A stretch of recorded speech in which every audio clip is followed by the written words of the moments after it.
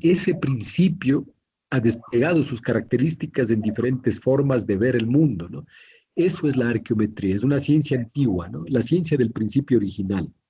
¿Cómo es posible, dice, ¿no? Que errores tan groseros hayan podido traspasar por entre tantas y diferentes traducciones? Por ejemplo, tomar la teba por un arca en forma de barco. En efecto, ¿no? Cuando en el texto en el cual interviene este personaje Noé, se habla de la barca en la cual Noé mete a pares de animales, en ninguna parte el texto dice barca. La palabra teba no necesariamente significa barca, significa reserva, significa también matriz. Y eso de que van animales en parejas, se trata de principios filosóficamente hablando, ¿no? Para lograr que la transmisión de ese pensamiento filosófico llegue sin perderse a sus receptores, entonces se utilizan imágenes, parecido al pensamiento chino. Y esas imágenes cuentan historias, pero lo que interesa son las palabras con las que se cuentan esas historias, ¿no? Porque las palabras son números y los números son principios, y los principios y el movimiento y las relaciones de esos principios explican cosas como estas, ¿no? La teba no es una barca. ¿Cómo es posible que errores tan groseros hayan podido traspasar por entre tantas y diferentes traducciones? Tomar la teba por un arca en forma de arco, el yaín por el vino, yaín, la palabra yaín hebrea significa vino. Tomar yaín por el vino con el cual se embriagó, etcétera, ¿no? Porque Yain se escribe con dos letras yod y nun. Es una Y, una I y una N, Yain, y se traduce como vino. Pero en el pensamiento hebreo, más que la metáfora del vino, no solo interesan esta metáfora para entender de qué se está hablando, sino también los números con los que se dice esta palabra en la que entendemos la metáfora, ¿no? Entonces, el valor esotérico de la letra Yod es 18, un 18. Yain es vino. El valor de Yod es 18, más otro Yod 18. Y el valor de Nun es 36. El valor del vino es Yod, más, perdón, 18, 18 y 36. El valor de la palabra Yain o vino es 72. Y entonces viene la primera cuestión. ¿Cómo funciona esto?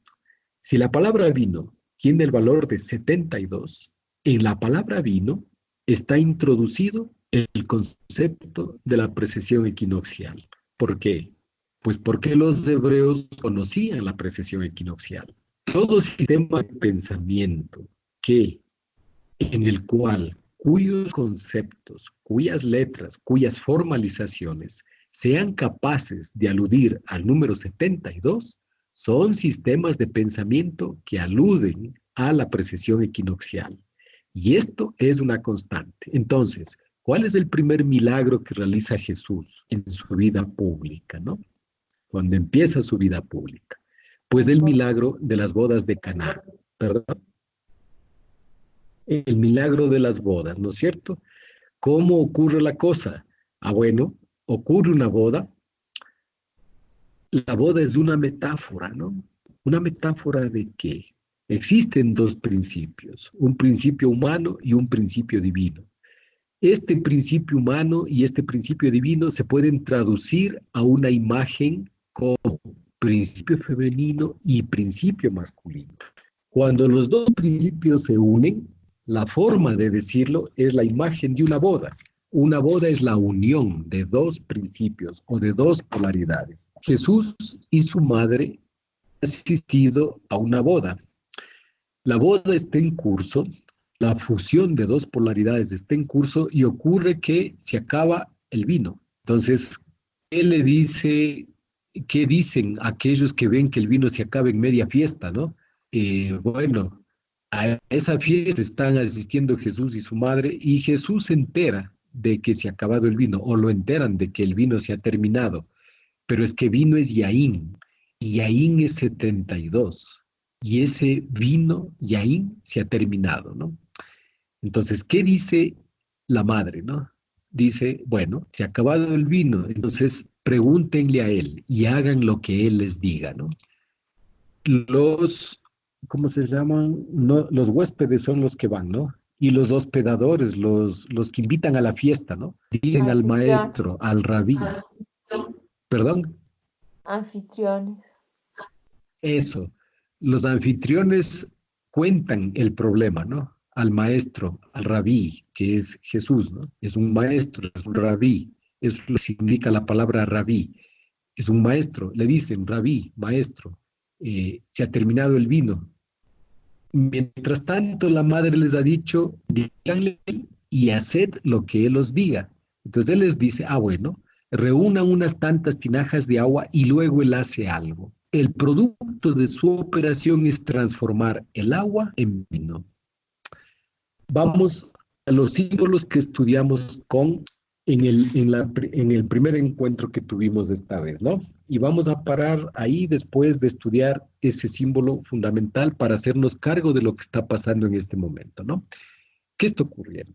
Se acabó el vino y solo queda agua. ¿Y qué hace Jesús? Pues convierte el agua en vino. Milagro, ¿no es cierto? Y Jesús convertido en barman. ¿Y cómo funciona la cosa? Ni Jesús es barman, ni el agua se ha vuelto vino. Se trata de operaciones. Y se trata de operaciones que son conceptos profundamente cosmológicos. Ustedes se acuerdan que tomando el texto de Giorgio de San, habíamos llegado a la comprensión de que el agua era el agua celeste. Y el agua celeste es lo que pasa entre el ecuador celeste y la eclíptica. La eclíptica, el lugar por donde viajan los planetas, el Sol, la Luna y los planetas, que está inclinada en un ángulo con respecto al ecuador.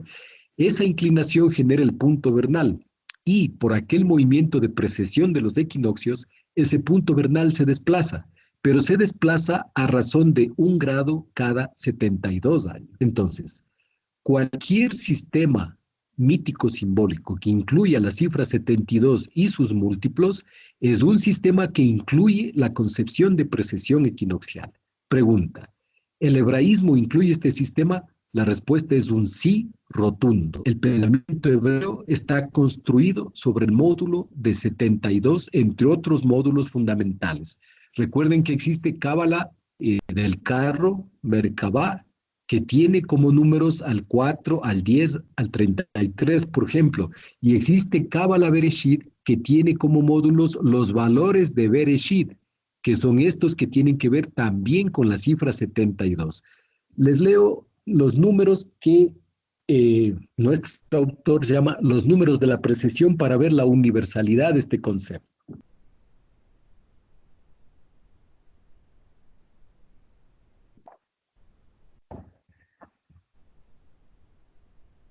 A ver, de quienes están en este chat, hay varios que tienen ya el libro, ¿no es cierto? Entonces, si ustedes lo encuentran más rápido, hagan el favor de pasarlo para acá, ¿no? Directamente, para no seguir buscando. Los números precesionales, ¿no?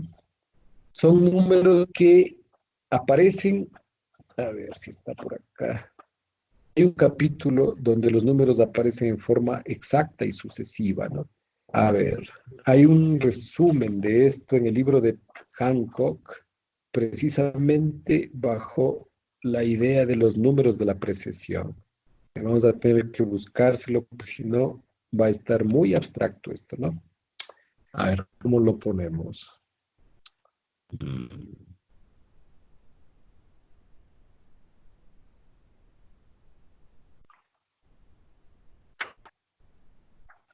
Ya, vamos a recurrir a un resumen, porque si no nos toca sacar de varias páginas, ¿no? Entonces necesitamos, acá está, las huellas de los dioses de Graham Hancock. Lo tenemos acá. Graham Hancock se fundamenta también en el texto que analizamos al comienzo y él tiene directamente un capítulo al que llama Los números de la precesión. Es para resumir en un par de párrafos lo que queremos mostrar, ¿no? Un ratito. El misterio de los mitos, el misterio de los mitos, la maquinaria del cielo, por aquí tenemos. El código antiguo, los números de Osiris, dirigirse a quienes aún no han nacido, por aquí es 303 puntos cardinales, por aquí 303, me parece. Ajá, aquí tenemos, ya, la maquinaria del cielo. Ya, ya, aquí podemos tener una idea, influencias recónditas, ya. El bamboleo, el gran secreto del pasado, los primeros intentos de descifrar un código antiguo. ¿Dónde está? Ya no teníamos la intención de tocar esto, y si no, hubiéramos tratado de encontrar los números, ¿no? Para facilitar el estudio. A ver.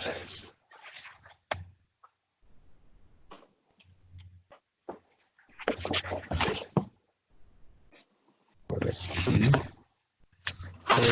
El mismo, nos lleva al mismo capítulo. Miren.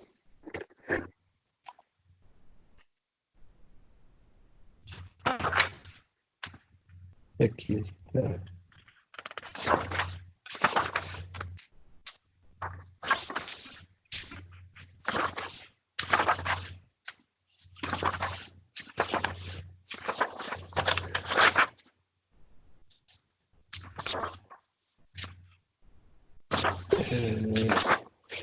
La base del cálculo, aquí está, ¿no? Miren, aquí está. Estos son algunos números, ¿no? Está sacado del mismo texto, El molino de Hamlet, ¿no? Esta partecita, fíjense. A ver, ahí tenemos. Ya, vamos a terminar con esto para introducir el tema y luego trabajar con las cifras, ¿no? El árbol cósmico y la muela de los dioses, la del molino, ¿no? En su brillante y profundo estudio titulado Hamlet's Mill, los profesores Santillán y von Degen presentan una impresionante serie de pruebas míticas e iconográficas para demostrar la existencia de un curioso fenómeno. Por motivos inexplicables y en una fecha que se desconoce, parece que ciertos mitos arcaicos procedentes de todo el mundo fueron utilizados como vehículos para desarrollar unos complejos datos técnicos referentes a la precesión de los equinoccios. La importancia de esta asombrosa tesis, según ha apuntado una destacada autoridad en medidas antiguas, radica en que ha disparado la primera salva en lo que puede convertirse en una revolución copernicana en los conceptos actuales sobre el desarrollo de la cultura humana. El molino de Hamlet fue publicado en 1969, ahora hace más de un cuarto de siglo, de modo que la revolución ha tardado mucho en producirse. Durante este tiempo, sin embargo, el libro no ha gozado de una amplia difusión entre el público en general, ni ha sido bien comprendido por los expertos en materia del pasado remoto. Esta situación no obedece a problemas inherentes o fallos de la obra. Según afirma Martín Bernal, profesor de estudios gubernamentales en la Universidad de Cornell, es el mismo profesor, es profesor en la misma universidad del señor que habló de los hexaquarks, ¿no? Qué curioso. Se debe, curioso, porque esto está vinculado al número 72 y al hexaquark y también a la cifra Bereshit, ¿no? Se debe a que pocos arqueólogos, egiptólogos e historiadores especializados en la antigüedad disponen del tiempo, las ganas y la habilidad necesarios para examinar los argumentos en extremo técnicos de Santillana. Estos argumentos giran principalmente en torno a la transmisión recurrente y persistente de un mensaje precesional en numerosos mitos antiguos. Precesional en el sentido de que las cifras con las cuales se habla de la precesión aparecen en muchísimos mitos antiguos, las cifras, que son varias, ¿no? Y curiosamente, muchas de las imágenes y símbolos clave que aparecen en estos mitos, en concreto, los que se refieren a una perturbación de los cielos, y vi un nuevo cielo y tierras nuevas, ¿no? Y el cielo se recogió como un pergamino que se enrolla, ¿no? Bajo la frase Takase que aparece en el Apocalipsis, ¿no? Entonces, eso de nuevos cielos es más que una metáfora, es un cambio en la posición del punto vernal, de ahí lo de nuevos cielos, ¿no? El punto vernal ya no está frente a la constelación de Piscis, está frente a la constelación de Acuarios, y antes estuvo frente a Piscis, y antes frente a Aries, y antes frente a Tauro, y así sucesivamente, ¿no? Entonces, muchas imágenes y símbolos clave que aparecen en los mitos, los que se refieren a una perturbación de los cielos, también se hallan enraizados en las antiguas tradiciones sobre cataclismos mundiales examinados en los capítulos 24 y 25. En la mitología escandinava, y empieza, ¿no? En la mitología escandinava, por ejemplo, hemos visto que Lobo Fenris, a quien los dioses habían encadenado, logró al fin romper sus cadenas y escapar. Cuando Fenris se liberó de las cadenas, el mundo tembló. El fresno Yggdrasil, considerado el eje de la Tierra, estoy leyendo el libro de Graham Hancock, Las huellas de los dioses, ¿no? Que es el primer libro que encontramos hace muchos años, donde pudimos ver por primera vez la precesión tratada por un autor diferente de Sereno de la Ferrier, ¿no? Ahí solo habíamos encontrado la referencia al molino de Hamlet, ¿no? Pasaron algunos años antes de conseguir el libro del molino de Hamlet. Ahora tomamos esto porque es un resumen rapidito del centro de la tesis, ¿no? Y está bien estructurado. En mitología es, bueno, cuando se libera el lobo Fenris, las montañas se desmoronan, perdón, el fresno de Yggdrasil. ¿Cuál es el fresno de Yggdrasil? Aquel del cual fue colgado Odín al comienzo del mundo, ¿no? Odín, que es dios de la mitología nórdica, es colgado de un pie, de un fresno, ¿no? Este fresno es el árbol de los mundos. Es dos árboles en el pensamiento hebreo: el árbol de la ciencia del bien y del mal y el árbol de la vida. Tomemos en cuenta que la famosa expulsión es después de que los hombres acceden al árbol de la ciencia del bien y del mal. Como se trata de ciencia del bien y del mal, es un árbol de ciencia dual, ¿sí? Mientras que el árbol de la vida no es dual. Entonces, ¿cuál es la expresión? Hagamos algo con estos que se han comido ya el fruto del árbol de la ciencia del bien y del mal. No sea que luego vayan a comer del árbol de la vida y se vuelvan dioses, ¿no? Seréis como dioses, dice el texto, ¿no? Esa es la propuesta de Nahash, la serpiente en la traducción pediátrica, ¿no? En la palabra Nahash no hay ninguna serpiente. Nahash es el que induce a Evah, el principio femenino, a consumir Feri, que es el fruto del árbol de la ciencia del bien y del mal, ¿no? Que está localizado en el centro del paraíso, en el centro del jardín del Edén, del Gan Eden, ¿sí? Entonces, el principio Jehová o Eva induce, gracias a Nahash, que es la pasión por el conocimiento, más que cualquier serpiente, la induce a buscar el fruto del árbol del conocimiento, ¿no? Pero luego Yud-Heh-Vah-Uj dice, no sea que vayan a convertirse como dioses, ¿no? Lo que hay que hacer es impedir que ya consumieron el árbol de la ciencia, ya no el árbol de la vida, ¿no? Entonces, esos dos árboles, en el pensamiento nórdico, el árbol es del fresno de Yggdrasil. En el pensamiento mexicano, en el pensamiento árabe, perdón, no árabe, en el pensamiento africano es un baobab, ¿sí?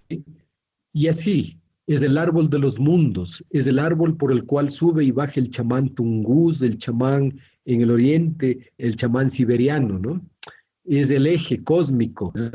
Y como eje cósmico es el eje de la precesión equinoccial, es el eje de la Tierra, ¿no? Entonces, el fresno de Yggdrasil, considerado el eje de la Tierra, se estremeció desde sus raíces hasta sus ramas superiores. Las montañas se desmoronaron o partieron en dos. La Tierra empezó a perder su forma primitiva. Las estrellas vagaban errantes en el cielo. Esto en la Zeda, ¿no? En opinión de Santillán y Fondejen, este mito mezcla el tema familiar de las catástrofes con un tema muy distinto, el de la precesión. Por un lado, tenemos un desastre terrestre de una magnitud que deja pequeño al diluvio de Noé. Por otro, nos enteramos de que se están produciendo unos temibles cambios en los cielos y las estrellas, las cuales vagan errantes por el cielo y, entre comillas, caen al vacío. Estas imágenes celestiales repetidas una y otra vez con pequeñas variaciones en los mitos de diversos lugares del mundo se inscriben en una categoría consideradas por Hamlet Mill no como unas simples leyendas como las que se crean de forma natural. Por otra parte, las tradiciones escandinavas se refieren al monstruoso lobo Fenrir y a las violentas sacudidas experimentadas por el fresno de Yggdrasil, describiendo el apocalipsis final en el que las fuerzas del Valhalla participan del lado del orden en la terrible batalla de los dioses, en el Götter de Merun, ¿no? En el fin de los dioses. Una batalla que culminará con una destrucción apocalíptica. Entonces, ¿qué dice el texto? Imagino que hay 540 puertas dentro de los muros del Valhalla. 800 guerreros traspasan cada una de esas puertas, pues se enzarzan en una guerra con el lobo. Con un toque de ligereza que resulta casi subliminal, este verso nos anima a contabilizar los guerreros del Valhalla, obligándonos por unos instantes a centrar nuestra atención en sus números. Son 540 puertas. Y si cada puerta es atravesada por 800 guerreros, 540 por 800 igual 432,000.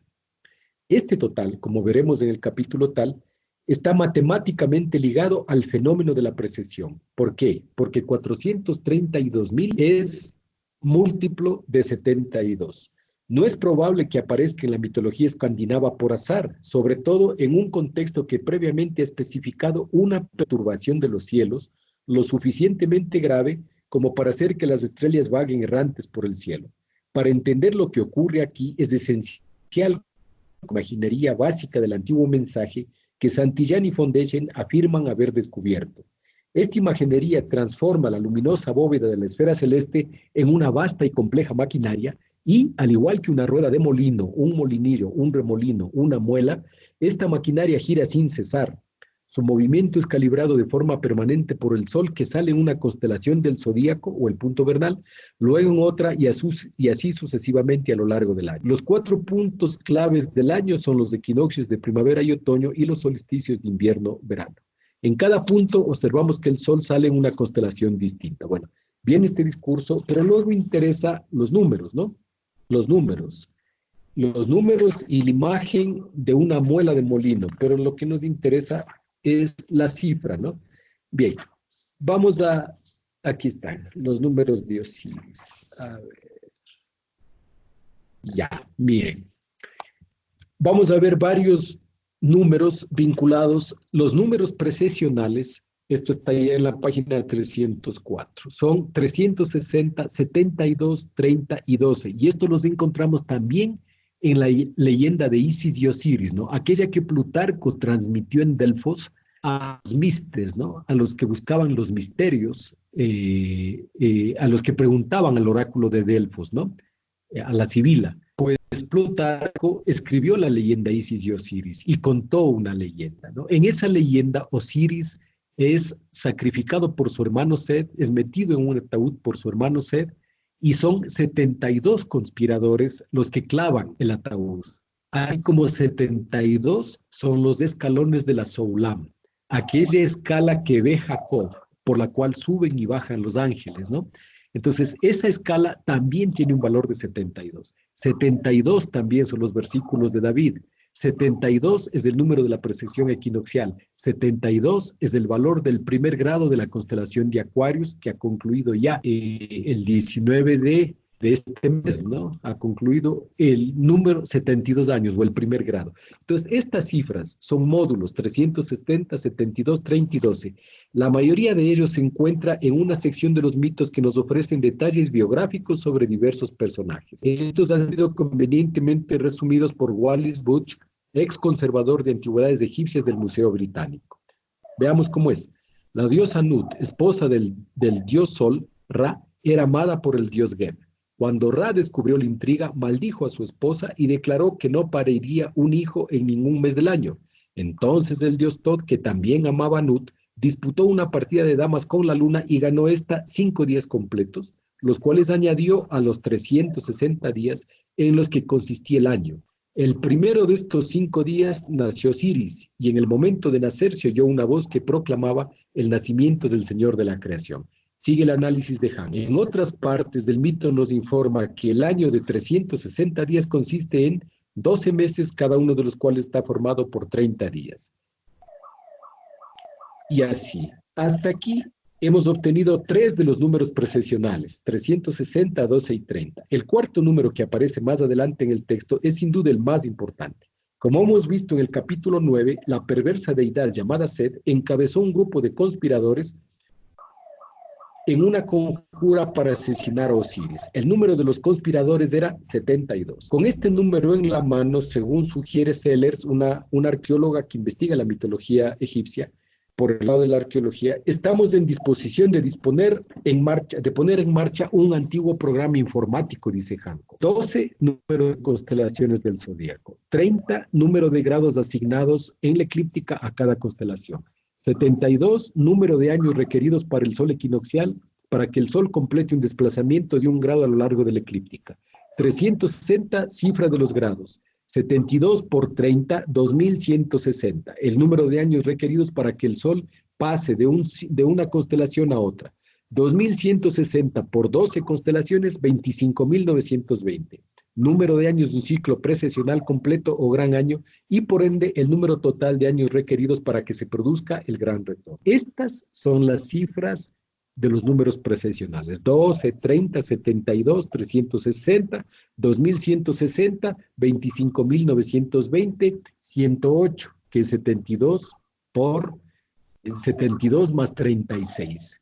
Todos estos números aparecen literalmente como estas cantidades en mitologías nórdicas, mitologías semitas, mitologías africanas, mitologías americanas. Todos ellos, alguien contó a todos ellos estas cifras para nada. Cada uno de ellos miró el cielo y en el cielo pudieron concluir estas cifras, porque el año era igual para todos, y pudieron darse cuenta de que después de cierto número de vueltas, el cielo tenía el mismo aspecto, y eso permitió encontrar estas cifras. Ahora, ¿cómo se transmitieron estas cifras? Mediante mitos.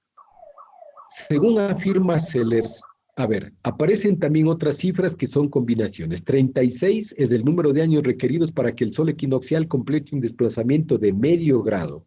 4.320 es el número de años que se requieren para que el Sol complete un desplazamiento de 60 grados. Estos, según afirma esta arqueóloga Sellers, constituyen los ingredientes básicos de un código precesional que aparece una y otra vez con asombrosa persistencia en los mitos antiguos y en la arquitectura sagrada, en común con buena parte de la numerología, que trata de un código que nos permite desplazar unos puntos decimales a la izquierda o a la derecha según deseemos, pero lo que interesa es la cifra 72.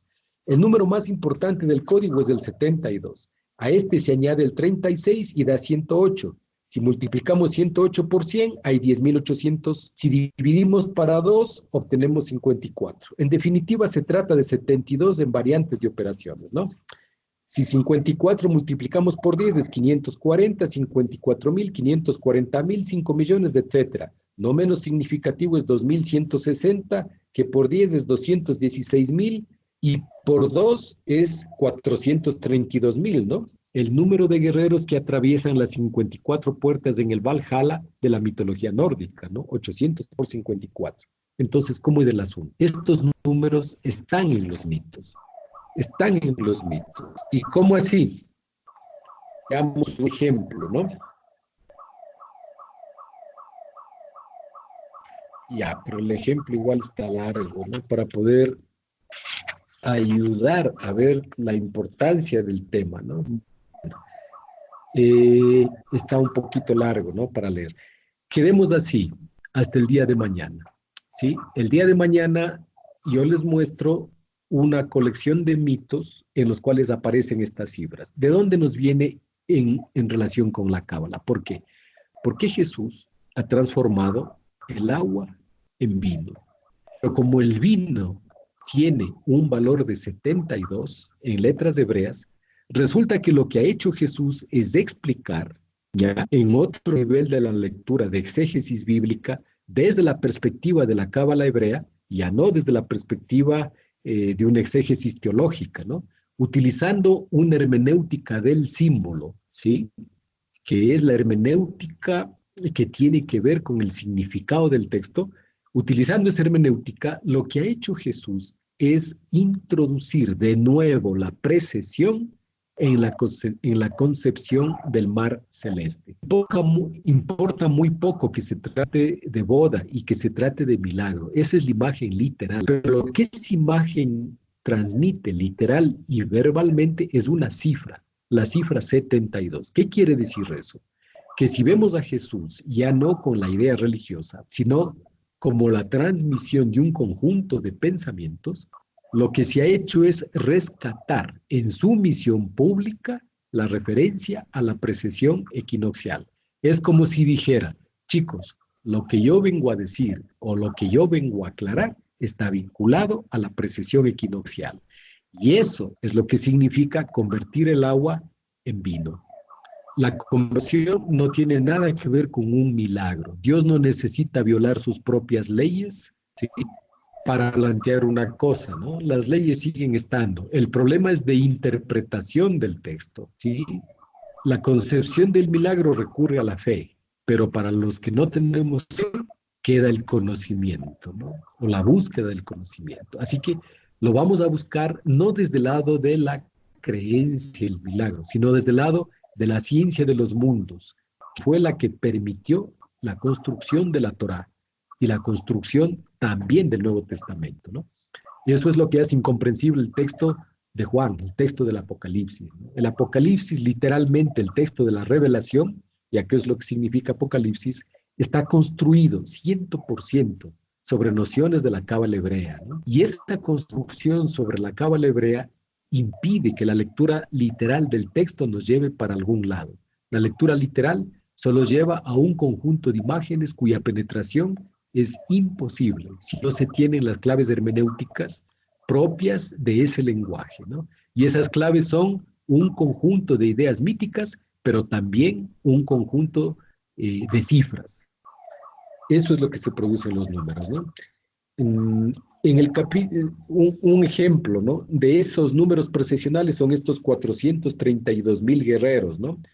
A ver, les leo un poquito. En el capítulo dimos un ejemplo en el mito escandinavo. 432.000 guerreros salen del Valhalla para luchar contra el lobo. Si examinamos de nuevo el mito, comprobaremos que el mito contiene varias permutaciones de números precesionales. En otro capítulo se ve que las antiguas tradiciones chinas se refieren a un cataclismo universal escrito en un inmenso texto que tiene 4.320 volúmenes, o sea, 432 y los ceros, ¿no?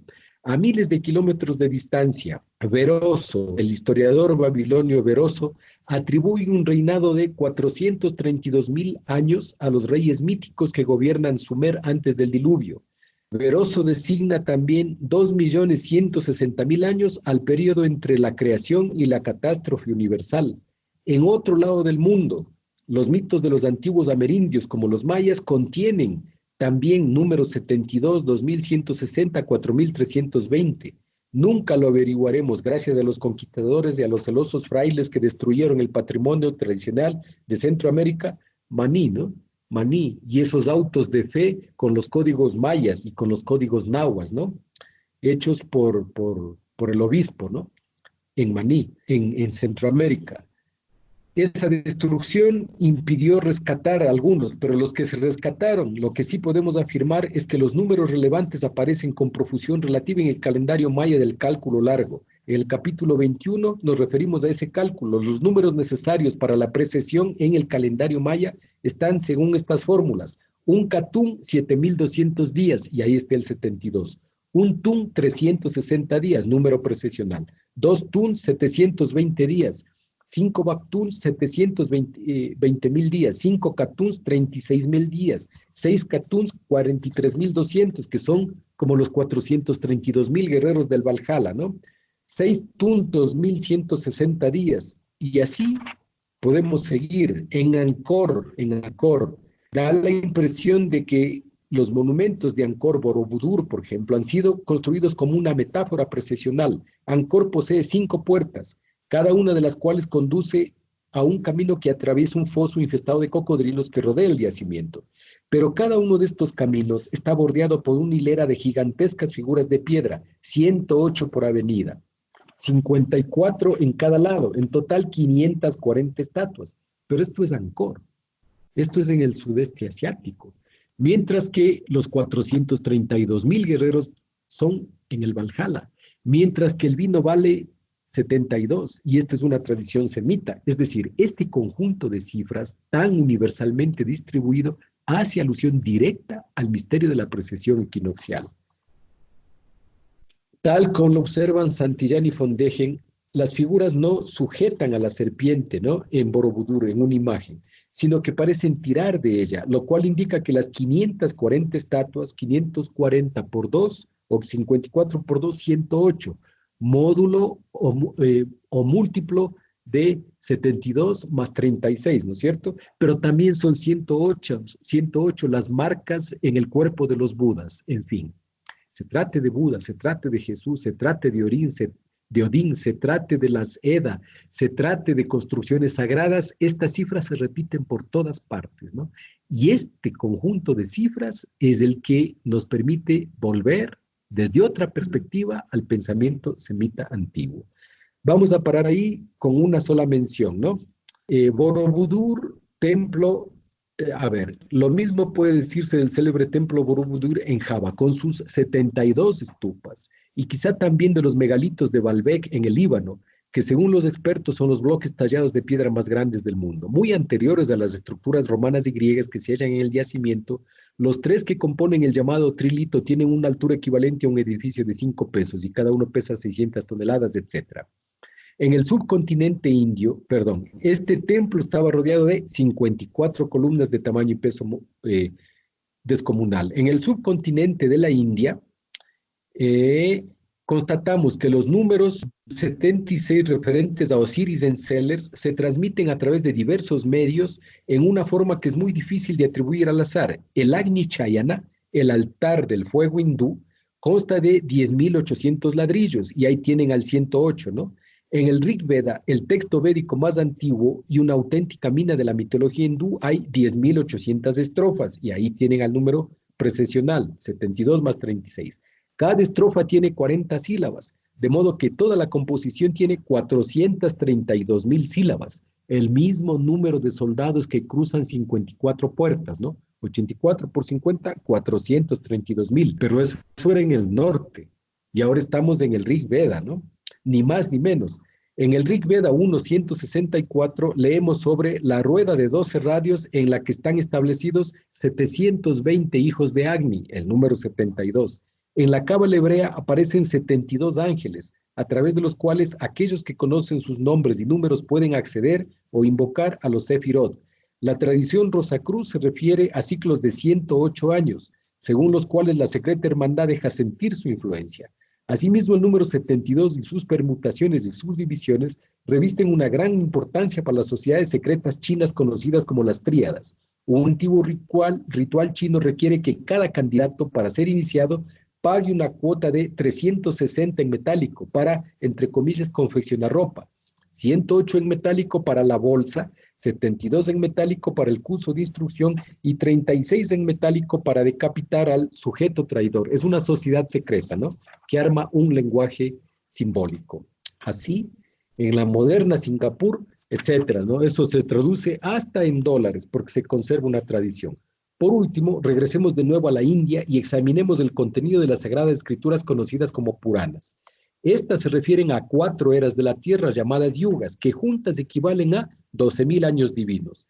Las respectivas duraciones de estas épocas en años divinos son Krita Yuga, 4.800, Treta Yuga, 3.600, Dwapara Yuga, 2.400 y Kali Yuga, 1.200. Y ahí tienen otra vez los números de la precesión.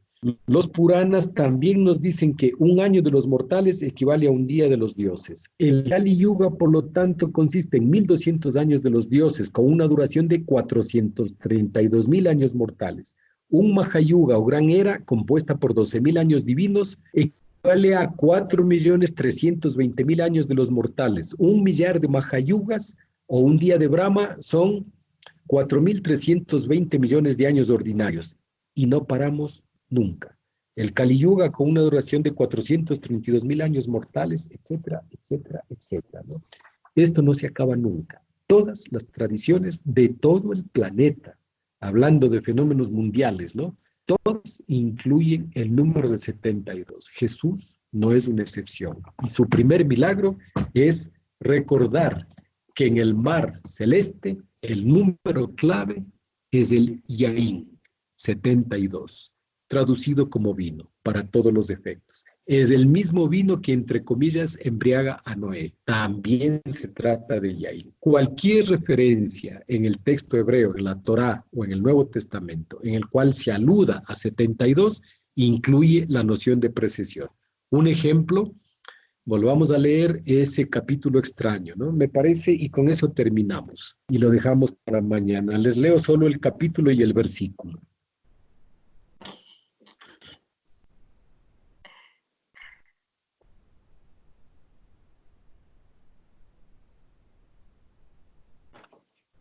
En la versión de Casiodoro de Reina, ¿no? En el capítulo séptimo, en los versículos, entre los versículos 2 a 4, ¿sí? ¿Qué dice el texto, no? Pues habla de un número precesional. Capítulo 7. Después de esto vi a 4 ángeles, coluros, ¿no? Solsticios y equinoccios, en pie sobre los 4 ángulos de la tierra. ¿Cuáles son? Pues los ángulos de solsticios y equinoccios, que detenían los 4 vientos de la tierra, para que no soplase viento alguno sobre la tierra, ni sobre el mar, ni sobre ningún árbol. Pero cuando el capítulo llega al versículo 2, el capítulo 7 llega al versículo 2, dice: vi también a otro ángel que subía de donde sale el sol y tenía el sello del Dios vivo, y clamó a gran voz a los 4 ángeles, a quienes se les había dado el poder de hacer daño a la tierra y al mar. Y en 7, 2, 3 dice, diciendo: no hagáis daño a la tierra, ni al mar, ni a los árboles, hasta que hayamos sellado en sus frentes a los siervos de nuestro Dios. Y en el 7:4, y oí el número de los sellados, 144,000 sellados de todas las tribus, etc. ¿De dónde sale el número 144,000? Pues de 2 veces 72. De nuevo, una alusión a la precesión, ¿no? En el capítulo 7, versículo 2, empieza el análisis de la imagen, y luego viene la cifra 144. Por donde ustedes miren, ¿no? Muchas tradiciones de diferentes orígenes hacen referencia a la precesión. Vamos a parar ahí porque ya está bastante tarde, y si todavía tenemos ánimo, el día de mañana se reúne la resistencia otra vez, ¿no? Y ahí vamos a continuar con estas cifras y vamos a entrar en el análisis del término Bereshit, ¿no? Y con eso miramos el número 6 desde otro ángulo ya. ¿Sí? Y así seguimos. Bien, tenemos un par de minutos para decirnos chao o para decir algo más, ¿no? Ya veremos cómo hacemos llegar la información. Listos. Gracias, bueno, ahí tienen algo. Hasta mañana. Hasta mañana Gracias. con todos, amigos. Gracias, Víctor. Hasta mañana. Hasta mañana con todos. Gracias, Víctor. Hasta mañana. Gracias, Víctor. Chao. Chao. Gracias, Víctor. Hasta mañana. Chao.